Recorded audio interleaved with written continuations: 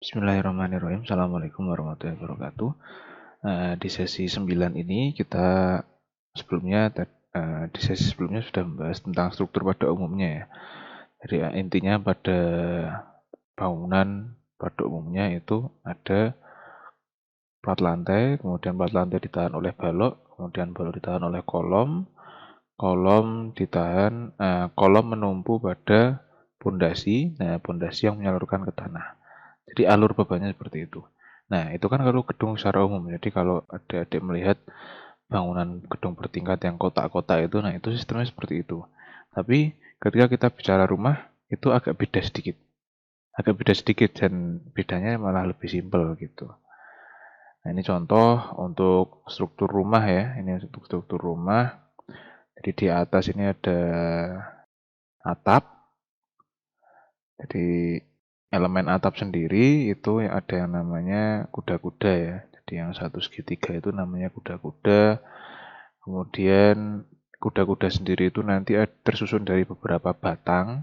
Dan batang itu nanti ada istilahnya sendiri-sendiri gitu kan. Kemudian di bawah kuda-kuda sebelum dinding itu ada plafon ya.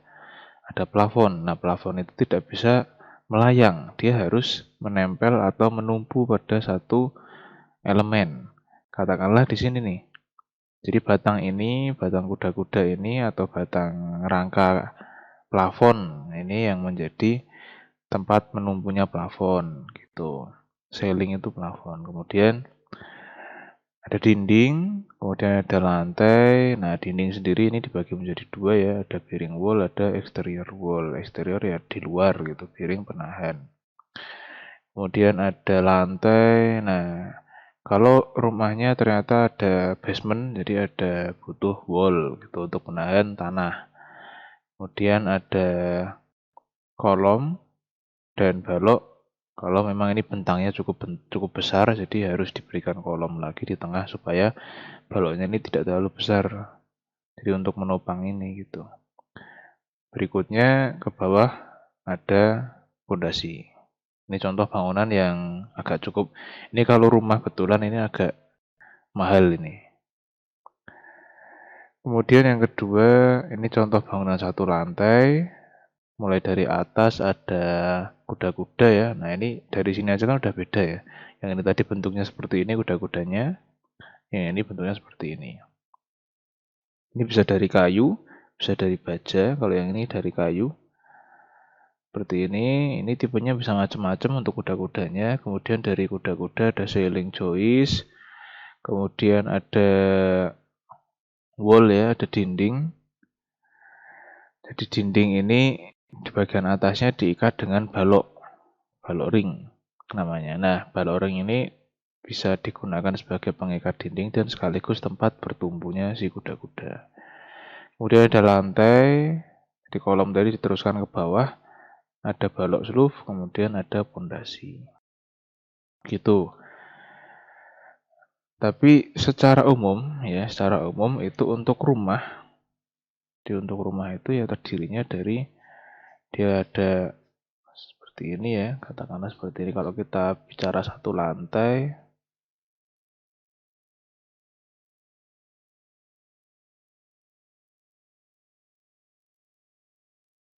nah kalau kita bicara satu lantai, pondasinya maka hanya seperti ini. Jadi yang ini adalah kuda-kuda, kemudian yang ini adalah balok ring. Ini dinding ya, ini dinding, kemudian ini kolom. Ini balok seluf. Kemudian ini pondasi. Nah, tipe pondasinya yang ini adalah pondasi batu kali. Seperti itu. Ini struktur ya. Kalau kita bicara struktur. Nah, kalau untuk struktur itu hanya ada balok, kolom, lantai, dan pondasi. Sebenarnya dinding itu bukan termasuk bagian dari struktur. Jadi kalau untuk struktur itu hanya kolom, balok saja. Dan pondasi dan slab.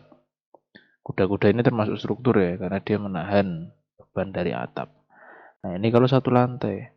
Kalau dua lantai, ya mirip sebenarnya.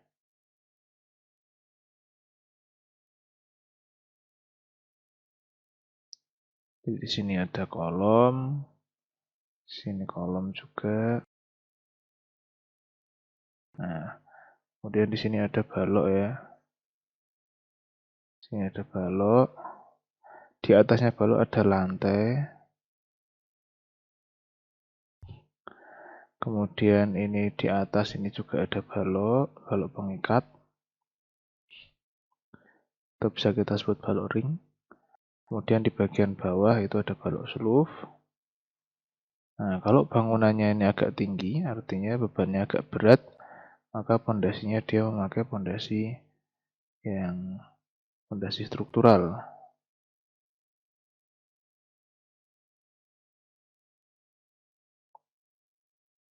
Ini dari beton bertulang. Nah, kemudian ada atap kuda-kuda. Nah, ini beda ya. Jadi mulai dari atas itu ini kuda-kuda. Kemudian di sini balok ring. Ini ada slab atau plat. Kemudian di sini ada balok. Kemudian di sini ada balok seluf.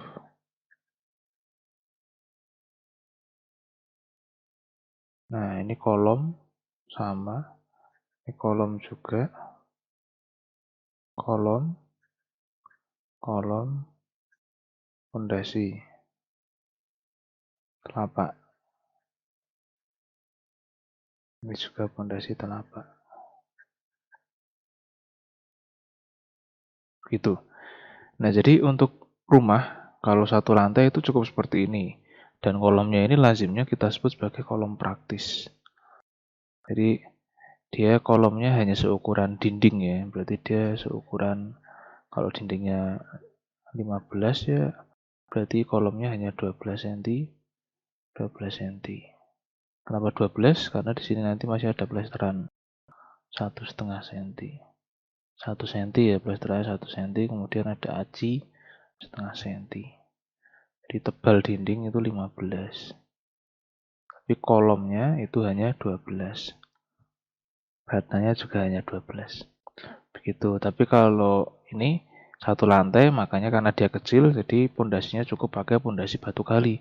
Tetapi kalau di struktur yang agak besar, itu pakainya kolomnya yang agak besar juga. Misalkan dia kolomnya menjadi 30-30 gitu. Nah, kalau 30-30 kan 30 cm, 30 cm. Dindingnya tetap 15. Katakanlah dindingnya rata luar gitu. Nah, jadinya seperti ini strukturnya. Tapi kalau ini tadi, kalau di rumah satu lantai itu rata semua. Misalkan ini di pojok, ada kolom praktis di sini. Nah, dinding ini rata aja gini. Tuh. Tapi kalau kolom struktural tidak bisa.